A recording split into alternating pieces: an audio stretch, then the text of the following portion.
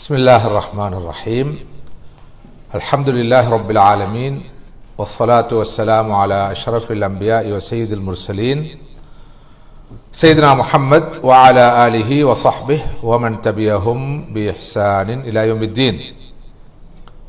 எனது பேரன்புக்கும் பெருமதிப்புக்கும் உரிய ஈமானிய உறவுகளே, சகோதரர்களே, அஸ்ஸலாமு அலைக்கும் வரஹ்மத்துல்லாஹி வபரகாத்துஹு. இந்த புனிதமான ரமதான் மாதத்திலே, இந்த சிறப்புக்குரிய இறுதிப்பத்திலே இந்த நாட்டுக்கு வருகை தருவதற்கும் உங்களை எல்லாம் சந்திப்பதற்கும் எனக்கு கிடைத்த இந்த வாய்ப்பையிட்டு நான் பெரும் மகிழ்ச்சி அடைகின்றேன். அல்லாஹ்வை புகழ்கின்றேன். அல்ஹம்துலில்லாஹ் சும்ம அல்ஹம்துலில்லாஹ். மதிப்புக்குரிய சகோதரர்களே, சகோதரிகளும் இருக்கிறார்களா? சகோதரர்கள் மாத்திரமா இருக்கிறார்கள்? அவர்களும் கேட்டுக்கொண்டிருக்கிறார்கள். மதிப்புக்குரிய சகோதரர்களே, தாய்மார்களே, ரமதான் மாதத்தின் கடைசி பத்திலே, இறுதி பகுதியிலே நானும் நீங்களும் இருந்து கொண்டிருக்கிறோம். இந்த மாதத்துடைய முக்கியமான 2 பகுதிகள் கழிந்துவிட்டன. 3வது பகுதியில் காலடி எடுத்து வைத்திருக்கிறோம். ஒப்பீட்டு ரீதியில் முதல் 2 பகுதிகளும் பெறாத முக்கியத்துவத்தை இந்த கடைசி பகுதி பெறும் என்பதை நீங்கள் அறிவீர்கள். இந்த கடைசி பகுதியிலே ரசூலுல்லாஹி ஸல்லல்லாஹு அலைஹி வஸல்லம் அவர்கள் மிகவும் முனைப்போடு அமல் இபாதத்துகளில் ஈடுபடுவார்கள். கியாமுல் லைலில் ஈடுபடுவார்கள். தனது குடும்பத்தாரையும் அமல் இபாதத்துகளில் ஈடுபட தூண்டுவார்கள், தட்டி எழுப்புவார்கள். பல்வேறு நற்காரியங்களில், நல்லமல்களில், இபாதத்துகளில் ஸல்லல்லாஹு அலைஹி வஸல்லம் அவர்களும் சஹாபாக்களும் நமது முன்னோர்களும் ஈடுபட்ட காலம்தான் இந்த ரமதானுடைய இறுதி 10 கடைசி பகுதி. எனக்கும் உங்களுக்கும் அந்த இறுதி பகுதியை, இறுதி 10ஐ பெறக்கூடிய வாய்ப்பு, சந்தர்ப்பம் கிடைத்திருக்கிறது. இந்த சந்தர்ப்பத்திலே இந்த நாட்களை, இந்த இறுதி 10 நாட்களை, இந்த இறுதி 10உடைய இரவுகளை எப்படி, எவ்வாறு நானும் நீங்களும் பயன்படுத்தலாம் என்பது பற்றி சிந்திக்க வேண்டும். ஆரம்பமாக இந்த இறுதி 10இன் சிறப்புக்கு மிக முக்கியமான ஒரு காரணம் இருக்கிறது. அதுதான் அல்லாஹ்வுடைய கலாமான அல் குர்ஆன் இந்த பகுதியில் தான் இறக்கி அருளப்பட்டது. 1000 மாதங்களை விட சிறந்த இரவாக வர்ணிக்கப்படுகிற அந்த லைலத்துல் கத்ருடைய இரவு இந்த இறுதி 10இல் தான் அமைந்திருக்கிறது. எனவே முழு வருடத்திலும், முழு ஆண்டிலும் ரமதான் மாதம் முக்கியத்துவம் பெறுவதற்கும், ரமதானிலே இறுதி 10 முக்கியத்துவம் பெறுவதற்கும், அதிலும் சிறப்பாக, குறிப்பாக இந்த லைலத்துல் கத்ருடைய இரவு சிறப்பிடம் பெறுவதற்குமான முக்கியமான காரணம் அல்லாஹ்வுடைய கலாமான அல் குர்ஆன் இறக்கி அருளப்பட்டமைதான். எனவே இந்த காலப்பகுதியிலே நாம் அதிகமாக குர்ஆன் பால் நமக்குள்ள கடமைகளை சிந்திக்க வேண்டும். குர்ஆன் மீது நமக்கு இருக்கிற கடமைகள் என்ன சிந்திக்க வேண்டும். அந்த வகையில் செயற்பட வேண்டும். இது குர்ஆனிய மாதம், குர்ஆன் இறக்கி அருளப்பட்ட மாதம். அல்லாஹ் தஆலா அல் குர்ஆனிலே ரமதானை வர்ணிக்கின்ற போது, அறிமுகப்படுத்துகிற போது, மூமின்கள் பசித்திருக்கும் மாதம் என்றோ, தாகித்திருக்கும் மாதம் என்றோ, அல்லது விழித்திருக்கும் மாதம் என்றோ அறிமுகப்படுத்தவில்லை. மாற்றமாக ஷஹ்ரு ரமதான் அல்லது உன்சில ஃபீஹில் குர்ஆன் ஹுதல் லின்னாஸ் வ பையினாத்தின் மினல் ஹுதா வல் ஃபுர்கான். அல் குர்ஆன் இறக்கி அருளப்பட்ட ரமதான் மாதம் என்று அல்லாஹ் சுப்ஹானஹு வ தஆலா இந்த மாதத்தை அறிமுகப்படுத்துகிறார். எனவே இந்த மாதத்துடைய சிறப்புக்கு, மகிமைக்கு முக்கியமான காரணம் இந்த மாதத்தில் அல் குர்ஆன் இறக்கி அருளப்பட்டமை தான். எனவே இது குர்ஆனிய மாதம். குர்ஆனோடு நமக்கு கூடிய ஈடுபாடு வர வேண்டிய தேவை அவசியம் இருக்கிறது. இன்னா அன்ஸல்னாஹு ஃபீ லைலத்தில் கத்ர். நிச்சயமாக நாங்கள் இந்த குர்ஆனை லைலத்துல் கத்ருடைய இரவிலே இறக்கினோம் என்று அல்லாஹ் சொல்கிறார். அந்த இரவு எப்படிப்பட்ட இரவு? ഖൈറു മിൻ അൽഫി ഷഹർ, 1000 மாதங்களை விட சிறப்புக்குரிய இரவு என்று அல்லாஹ் வர்ணிக்கிறான். அந்த இரவு இந்த ரமதான் மாதத்திலே இந்த கடைசி பத்தில் தான் இருக்கிறது. அது இன்றைய இரவாக இருக்கலாம், நாளை இரவாக இருக்கலாம், நாளை மறுநாள் இரவாக இருக்கலாம். இந்த கடைசி பத்தியிலே ஒற்றை நாட்களிலே அந்த இரவு வரலாம். நாம் நினைக்கிற ஒற்றை நாள் இரட்டை நாளாக இருக்கலாம், நான் நினைக்கிற இரட்டை நாள் ஒற்றை நாளாக இருக்கலாம். நாம் கண்ட பிறையை வைத்து ரமதானை தீர்மானித்திருக்கிறோம். சில போது அது முந்தி இருக்கலாம், பிந்தி இருக்கலாம். எனவே முழு ரமதானும் லைலத்துல் கத்ரை அடையக்கூடிய காலமாக பார்க்கப்பட வேண்டும். குறிப்பாக சிறப்பாக இப்போது நாம் இருந்து கொண்டிருக்கிற இந்த எஞ்சிய பத்தை லைலத்துல் கத்ரை அடைய கூடிய வாய்ப்பை பெறுகின்ற நாளாக இருக்க வேண்டும். எங்க இருந்து ஒரு சத்தம் வருது, 2 பேர் பேசிக் கொண்டிருக்கிற சத்தம் டிஸ்டர்ப் ஆகிறது. சகோதரர்களே, சகோதரிகளே, அந்த வகையில் குர்ஆனுக்கு நானும் நீங்களும் நிறைவேற்ற வேண்டிய கடமைகள் என்ன என்பதை சிந்தித்து இந்த கடைசி பத்திலே அதுக்கு கூடுதலான முக்கியத்துவம் கொடுப்போம். முதலாவதாக குர்ஆன் இறக்கி வரப்பட்ட இந்த மாதத்திலே, இந்த காலப்பகுதியிலே, இந்த நாட்களிலே நமக்கு குர்ஆன் பால் உள்ள முதலாவது கடமை இந்த குர்ஆனை கல்பு குளிர, கண் குளிர, இரவெல்லாம் பகலெல்லாம் ஓத வேண்டும்.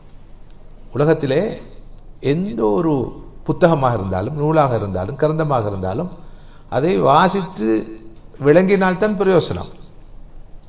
வாசிக்க வேண்டும், விளங்க வேண்டும், புரிய வேண்டும், அப்போதுதான் பிரயோசனமாக இருக்கும். வெறுமனே ஒரு கிரந்தத்தை நாம் வாசிக்கிறோம், கருத்து புரியாமல் வாசிக்கிறோம். அதில் என்ன சொல்லப்பட்டிருக்கிறது எதுவுமே தெரியாமல் அதனை நாம் பாராயணம் செய்கிறோம். அதனால் எந்த பிரயோசனம் இல்லை. ஆனால் அல்லாஹ்வுடைய கலாமான அல் குர்ஆனை பொறுத்தவரையில் வெறுமனே அதனை வாசிப்பது, வெறுமனே அதனை ஓதுவது, பாராயணம் செய்வது ஒரு தனியான அமல், இபாதத். அது கண்டிப்பாக கட்டாயமாக நிறைவான நன்மையை நமக்கு தரும். ஸல்லல்லாஹு அலைஹி வஸல்லம் சொன்னார்கள், மன் கரஅ ஹர்ஃபன் மின் கிதாபில்லாஹ் குத்பத் லஹு ஹஸனா வல் ஹஸனத்து பிஅஷ்ரி அம்சாலிஹா லா அகுலு அலிஃப் லாம் மீம் ஹர்ஃபுன் வாஹித் பல் அலிஃபுன் ஹர்ஃபுன் வ லாமுன் ஹர்ஃபுன் வ மீமுன் ஹர்ஃப். யார் அல் குர்ஆனிலே ஒரு எழுத்தை, ஒன் சிங்கிள் லெட்டர், ஒரு எழுத்தை ஓதுகிறாரோ அவருக்கு ஒரு நன்மை பதியப்படும். அந்த ஒரு நன்மை 10 நன்மைகளாக அதிகரித்து கொடுக்கப்படும். அலிஃப் லாம் மீம் என்பதை ஒரு எழுத்து என்று நான் சொல்ல மாட்டேன். அலிஃப் ஒரு எழுத்தாகும், லாம் ஒரு எழுத்தாகும், மீம் ஒரு எழுத்தாகும். ஒருவர் வெறுமனே அல் குர்ஆனை புரட்டி சூரத்துல் பக்ராவை எடுத்து அலிஃப் லாம் மீம் என்று ஓதினால் போதுமானது.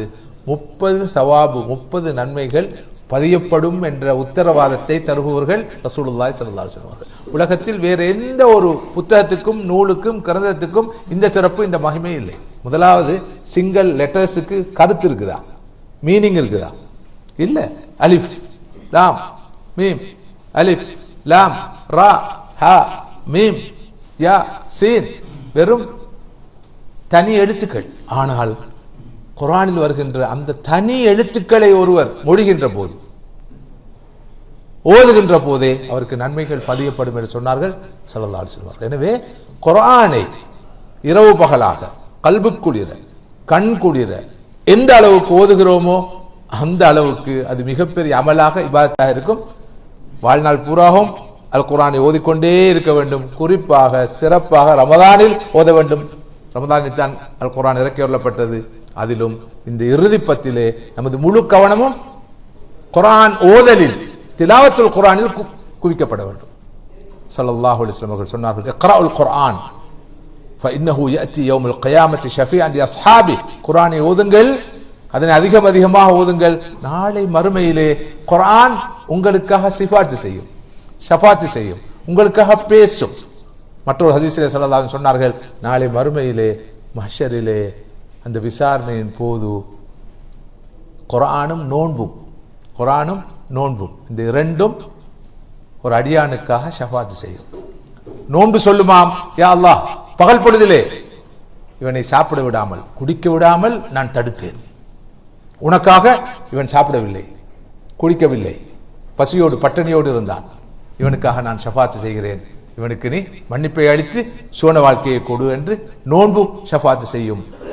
அடுத்து குர்ஆன் வரும், யா அல்லாஹ், இவன் என்னோடு வாழ்ந்தான், உன்னுடைய கலாமோடு வாழ்ந்தான், இவனை நான் இரவில் படுக்க விடாத வண்ணம் தடுத்தேன், கண் விழித்து அடுத்த மனிதர்கள் தூக்கத்திலே இன்பம் கண்டு கொண்டிருந்த வேளையிலே இந்த மனிதனோ உனது கலாமான அல் குர்ஆனை ஓதினான், அதற்கு நான் சாட்சி, எனவே எனது ஷஃபாத்தை ஏற்றுக்கொண்டு இவனுக்கு ஈடேற்றத்தை கொடுப்பாயாக என்று குர்ஆனும் ஷஃபாத் செய்யும் என்று சொன்னார்கள் ரசூலுல்லாஹி ஸல்லல்லாஹு அலைஹி வஸல்லம்.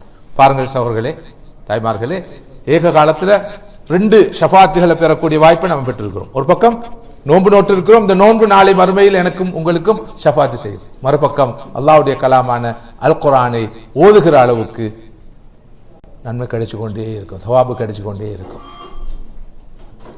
எவ்வளவுக்கு எவ்வளவு அல் குர்ஆனை ஓதி ஹத்தும் செய்ய முடியுமோ ஹத்தும் செய்வோம். ரமதான் காலத்திலே நமது ஆரம்பகால சலஃபுகள் அல் குர்ஆனை எத்தனை தடவைகள் ஓதி ஓதி முடித்திருக்கிறார்கள் என்பதை பார்த்தால் நாம் ஆச்சரியப்படுவோம், அதிசயப்படுவோம், நம்புவதற்கு கூட கஷ்டமா இருக்கும். இமாம் ஷாஃபி ரஹ்மத்துல்லாஹி அவர்கள் ரமதான் காலத்திலே 60 தடவைகள் அல் குர்ஆனை ஓதி முடிப்பார்கள். இமாம் அபு ஹனீஃபா ரஹ்மத்துல்லாஹி அவர்கள் ரமதான் மாதத்தில் 60 தடவைகள் முழு குர்ஆனையும் ஓதி முடிப்பார்கள். கதாதா ரஹ்மத்துல்லாஹி அவர்கள் 10 தடவைகள் ஓதி முடிப்பார்கள். உஸ்மான் ரலியல்லாஹு அன்ஹு அவர்கள் அல் அஷரத்துல் முபஷ்ஷராவை சேர்ந்தவர்கள் ரமதானிலே ஒரு நாளைக்கு ஒரு குர்ஆனை முழுமையாக ஓதி முடிப்பார்கள். இங்கு ஒரு கேள்வி பிறக்கும், அப்படி குர்ஆனை அவசர அவசரமாக ஓதுவது சரியா, பொருத்தமான, குறைந்தபட்சம் 3 நாட்களாக எடுக்க வேண்டும் என்று. வழமையாக குர்ஆனை ஆறுதலாக ஓத வேண்டும், அவசரம் இல்லாமல் ஓத வேண்டும். ஆனால் ரமதான் போன்ற சிறப்பான காலங்களில், ஹஜ்ஜுடைய காலங்களில், உம்ராவுடைய காலங்களில், மக்காவில் இருக்கிற போது, மதீனாவில் இருக்கின்ற போது, அரஃபாவுடைய நாளில், துல்ஹிஜ்ஜாவுடைய முதல் ஆரம்ப நாட்களிலே அல் குர்ஆனை எவ்வளவுக்கு எவ்வளவு அதிகமாக ஓத முடியுமோ, ஓதி முடிக்க முடியுமோ அதுக்கு முயற்சிக்க வேண்டும். எனவே இந்த புனிதமான குர்ஆனிய மாதத்தில், குர்ஆன் இறக்கியுள்ளப்பட்ட மாதத்தில், குர்ஆன் மீது நமக்குள்ள முதலாவது கடமையான இந்த கடமையை நாம் நிறைவேற்றிக் கொண்டிருக்கிறோம், செய்து கொண்டிருக்கிறோம். எஞ்சியுள்ள நாட்களிலே மிக அதிகமாக காலையிலும் மாலையிலும் ஓய்வாயிருக்கும் போதும் இரவிலும் கண் விழித்தும் அல்லாஹ்வுடைய கலாமை ஓதுவோம் ஓதுவோம் ஓதுவோம். சகோதரர்களே, சகோதரிகளே, குர்ஆனை ஓதுவது ஒரு தனியான கடமை, அது ஒரு தனியான கடமை, அது ஒரு செப்பரேட் ஆப்ளிகேஷன். அடுத்து இன்னொரு கடமை இருக்கிறது, குர்ஆனை ஓதுகின்ற போது திருத்தமாக ஓதுவது, திருத்தமாக ஓதுவது. ஒரத்தில் குர்ஆன தர்த்தீலா, நபியே நீங்கள் குர்ஆனை திருத்தமாக ஓதுங்கள். எங்களில் பலருக்கு குர்ஆன் ஓத தெரியும், ஆனால் திருத்தமாக ஓத தெரியாது, பிழை இல்லாமல் ஓத தெரியாது, அரபு எழுத்துக்களை சரியாக உச்சரிக்க தெரியாது, மொழிய தெரியாது. எனவே தான் ரமதான் மாதத்திலே ஹிஸ்பு மஜ்லிஸ்களை நடாத்துகிறார்.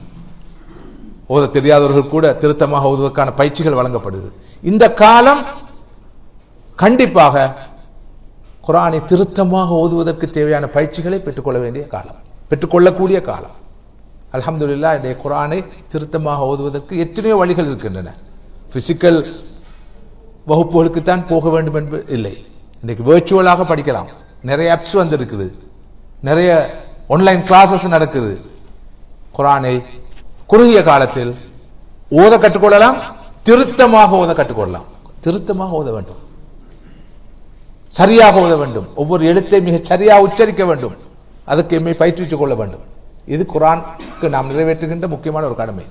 மூன்றாவது, ஓத வேண்டும், திருத்தமாக ஓத வேண்டும், அதனோடு ராகமாக ஓத வேண்டும், ராகமாக ஓத வேண்டும். எவ்வளவு அழகாக ஓத முடியுமோ, பிஸ்மில்லாஹிர் ரஹ்மானிர் ரஹீம்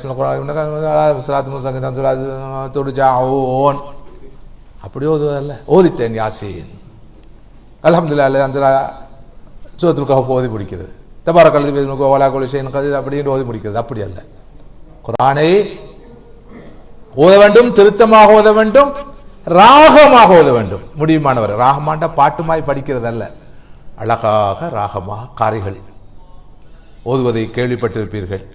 மாஷா அல்லாஹ், உலகத்திலே நூற்றுக்கணக்கான காரிகள் அல்ல, ஆயிரக்கணக்கான காரிகள் அல்ல, மில்லியன் கணக்கான காரிகள் இருக்கிறார்கள். லட்சக்கணக்கானவர்கள் அல்ல, மில்லியன் கணக்கான காரிகள் இருக்கிறார்கள். இவ்வளவு அற்புதமாக அல் குர்ஆனை ஓதுகிறார்கள். மல்லம் யதகன்ன பில் குர்ஆன் ஃபலைஸ மின்னா, யார் அல் குர்ஆனை ராகமாக ஓதவில்லையோ அவர் நம்மை சேர்ந்தவர் அல்ல என்று சொல்கிறார்கள் ரசூலுல்லாஹி ஸல்லல்லாஹு அலைஹி வஸல்லம். ஒரு பாட்டை படிக்கிறதுக்கு ட்ரை பண்றோம் இல்லையா, அதை கொஞ்சம் ராகமாக படிக்க எவ்வளோ ட்ரை பண்றோம், அதில் எந்த பிரயோசனமும் எந்த அர்த்தமும் இல்லை. ஆனால் அல்லாஹ்வுடைய கலாம் அல் குர்ஆனை திருத்தமாக ஓத, ராகமாக ஓத முயற்சி செய்வது எவ்வளவு பெரிய நமது பொறுப்பு, கடமை என்பதை சிந்தித்து பார்க்க வேண்டும். அதற்குரிய காலம் இது. எனவே அல் குர்ஆனை ஓதுவோம், கல்புக்குளிர கண்குளிர ஓதுவோம், இரவெல்லாம் பகல் எல்லாம் ஓதுவோம். அதனை நாங்கள் திருத்தமாக ஓத முயற்சி செய்வோம், ராகமாக ஓத முயற்சி செய்வோம். இவற்றோடு சகோதரர்களே, தாய்மார்களே, குர்ஆனை மன்னம் செய்ய வேண்டும். ஹிஃபுல் குர்ஆன், இது குர்ஆனுக்கு நாம் நிறைவேற்ற வேண்டிய முக்கியமான மற்றொரு கடமை. குர்ஆனை மன்னம் செய்வது, மெமரைசிங், இது ரொம்ப முக்கியமான ஒரு கடமை. குர்ஆனுடைய ஒரு சின்ன பகுதியாக இந்த கல்பில் இருக்கணும். ஸல்லல்லாஹு அலைஹி சொன்னார்கள், அல் குர்ஆனுடைய ஒரு சிறிய பகுதியாவது சுமக்காத உள்ளம் பாலடைந்த வீட்டுக்கு சமமானது. கல் பைத்தில் ஹரிப், பாலடைந்த வீட்டில் என்ன இருக்கும்? யார் இருப்பாங்க? அந்த வீடு எப்படி இருக்கும்? எவ்வாறு இருக்கும்? நிறைய மனிதர்கள் பாலடைந்த வீடுகளாகத்தான் சுற்றித் திரிகிறார்கள், நடமாடும் பாலடைந்த வீடுகள். அல்லாஹ்வுடைய கலாம் உள்ளத்திலே இல்லை. எனவே பாலடைந்த வீட்டிலே குழப்பம் இருக்கும், பாலடைந்த வீட்டிலே பிரச்சனை இருக்கும், பலாய் முசீபத் இருக்கும். ஊர் பாசையில் சொல்வதா இருந்தால் பேய் பிசாசி ஜின் ஷைத்தான் குழப்பம் இருக்கும். பேய் பிசாசின்னு ஒன்று இல்லை, ஜின் ஷைத்தான் இருக்குதுன்றது ஒரு உண்மை, யதார்த்தம்.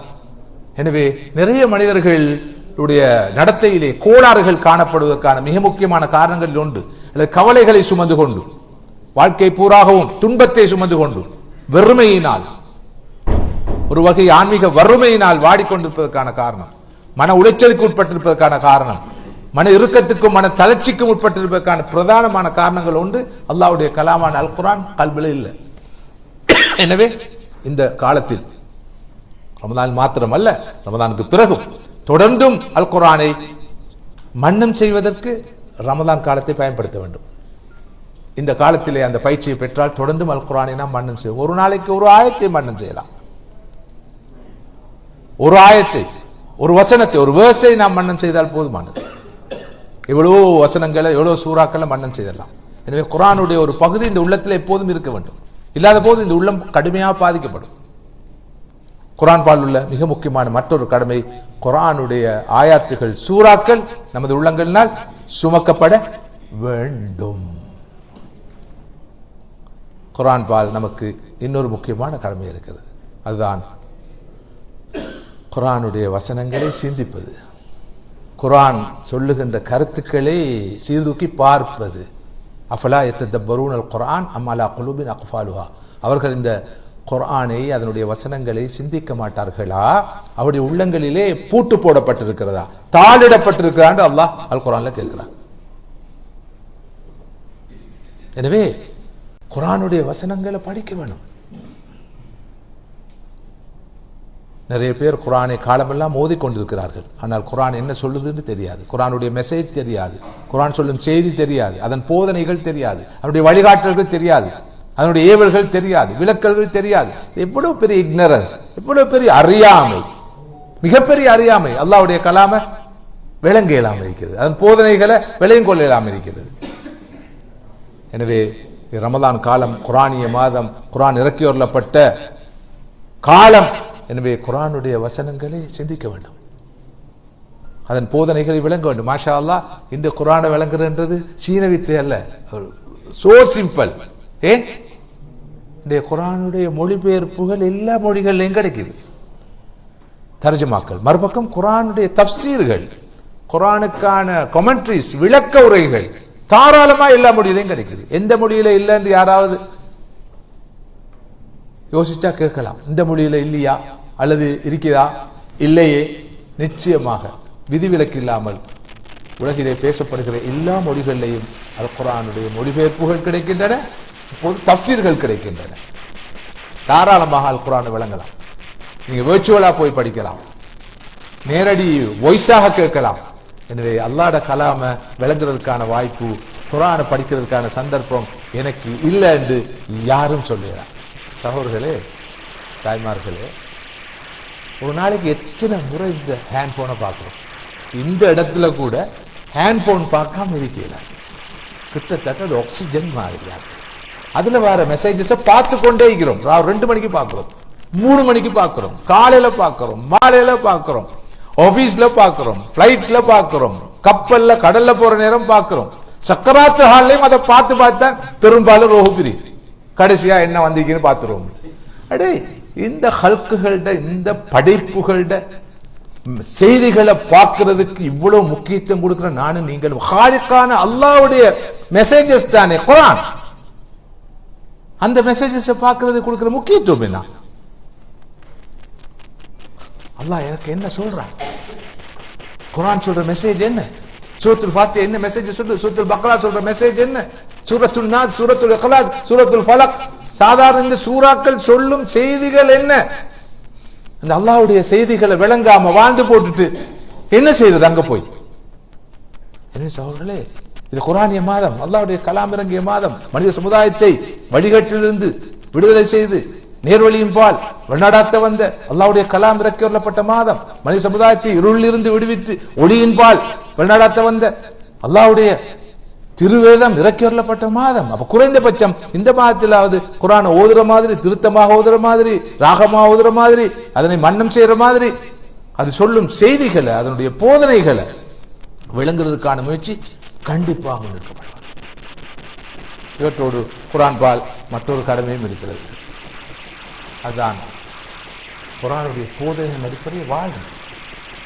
குர்ஆன் சொல்லும் போதனைகளை வாழ்க்கையில் ஏற்று கடைபிடிக்கிறது. உதாரணமா ஒரு அல் குர்ஆன் ஓதுறார், இரவெல்லாம் ஓதுறார், பகலெல்லாம் ஓதுறார், ஓதி ஓதி முடிக்கிறார், ஹத்தும் செய்கிறார். ஆனால் குர்ஆன் அடிப்படையில் வாழ்றதில்லை. அங்க என்ன நடக்கும் தெரியுமா? குர்ஆன் அவரை சபிக்கும். குர்ஆன் ஓதுறவரை குர்ஆன் சபிக்கும். ராகமா ஓதுறார், பசந்தா ஓதுறார், ஆனா குர்ஆன் அவரை சபிக்கும். ஸல்லல்லாஹு அலைஹி சொன்னார்கள், கம்மின் காரின் யக்ரவுல் குர்ஆன் வல் குர்ஆன் யல்அன்ஹு. எத்தனை பேர் குர்ஆனை ஓதுகிறார்கள், குர்ஆன் அவர்களை லானத் செய்யுது, சபிக்குது. எப்படி? ஓதுறார், ஆனா குர்ஆன் அடிப்படையில் வாழ்றதில்லை. ஒரு குர்ஆன் வசனம் வருது, அலா லஅனத்துல்லாஹி அல் காதிபீன், பொய்யர்கள் மீது அல்லாஹ்வுடைய சாபம் உண்டாகட்டும். இவர் பொய்யரா இருக்கிறார், பொய் சொல்றவர் குர்ஆன் ஓதுறார், தன்னைத்தானே சபிச்சு கொள்றார். அநியாயக்காரர்கள் மீது அல்லாஹ்வுடைய சாபம் உண்டாகட்டும் ஒரு வசனம் வருது, அவர் அநியாயம் செய்கிறார், குர்ஆன் ஓதுறார், தன்னைத்தானே சபிச்சு கொள்றார். எனவே குர்ஆனை ஓதுவோம், ராகமாக ஓதுவோம், திருத்தமாக ஓதுவோம், அதனை மன்னம் செய்வோம், அதன் கருத்துக்களை, போதனைகளை சீதூக்கி பார்ப்போம், சிந்திப்போம், அதன் அடிப்படையில் வாழுவோம். குர்ஆனுடைய போதனைகள் வாழ்க்கையில் கடைபிடிக்க முயற்சி செய்வோம். இறுதியாக குர்ஆனுடைய செய்தியை அடுத்தவர்களோடு பகிர்ந்து கொள்வோம். குர்ஆன் என்ன சொல்கிறது என்ற செய்தியை அடுத்தவர்களோடு பகிர்ந்து கொள்வோம்.